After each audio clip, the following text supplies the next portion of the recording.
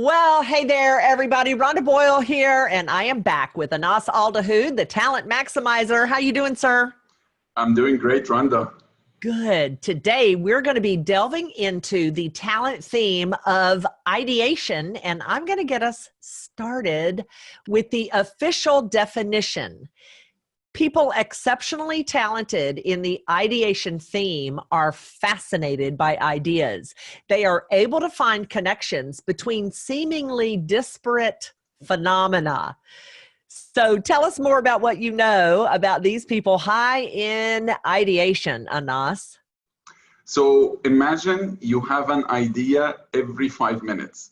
Oh no. With high It's much high. They come much faster than that. Trust me, this is my number one. I wanted to say much faster than this, but I said I want to be a little bit reasonable here. But you imagine these people, they just come up with ideas all the time. Their mind just keeps generating ideas. For them, every single thing in the world starts with an idea. They love brainstorming. You can imagine no idea is a bad idea for them. People start projects by planning. They start projects by an idea. They make an idea, and they start projects by just giving their ideas. It's true. Words like creativity, innovation, trying new things, no risk, outside of the box, sky the limits. All these words just resonates with them. It's true. And you know what? We don't even have to know about the problem or be involved in the situation in order to come up with great ideas. And here's the deal. Not all of our ideas are good. And we know that. Thank you.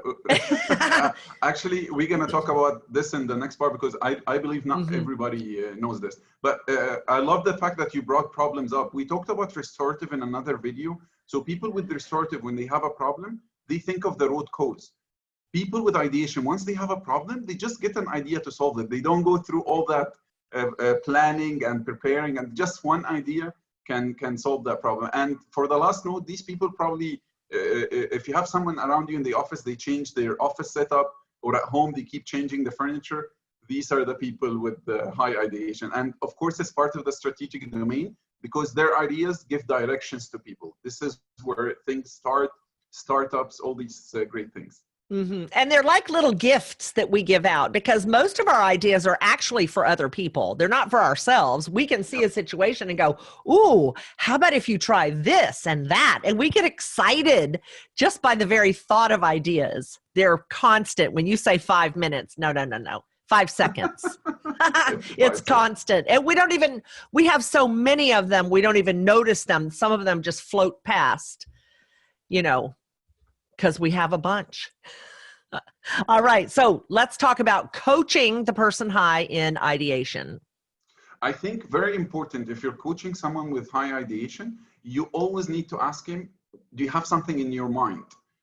It's amazing what kind of things or ideas you can get out of their mind just by asking that question. It's very important, as much as you can. What do you have in your mind? Is there anything else you want to share?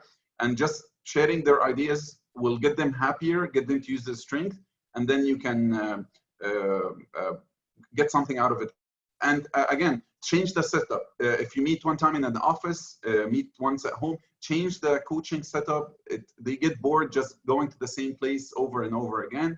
And the most important part as a coaching, of course, we as coaches, we always end with action.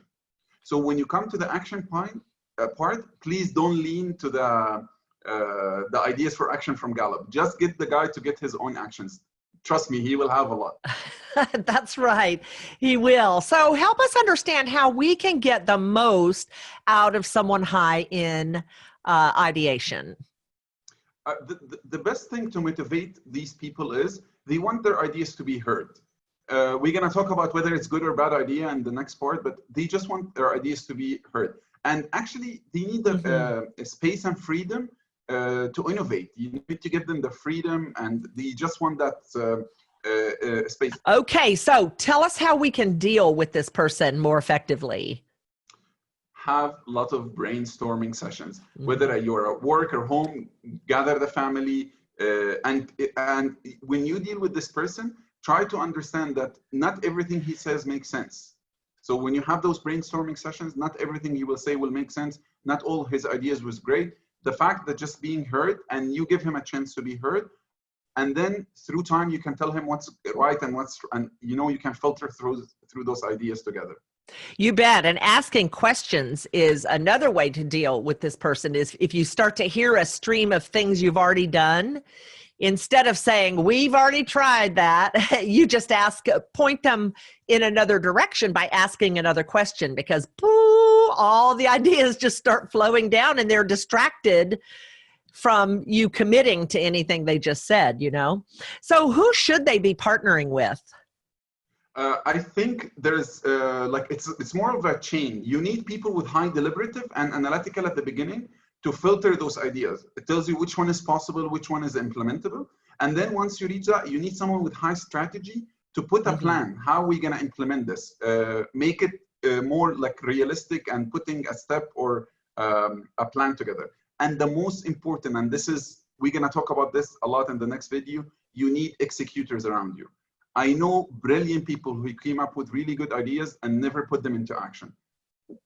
Once you understand that you can get others to execute for you, I think this is where the big change happens. Yeah, you're absolutely right. And guess what? I had to marry someone to get all of that. Exactly. My husband has all of those talents that you are mentioning, and I am very grateful.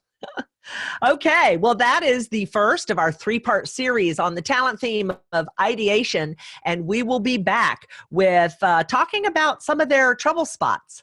We'll see you then. Thanks for joining us.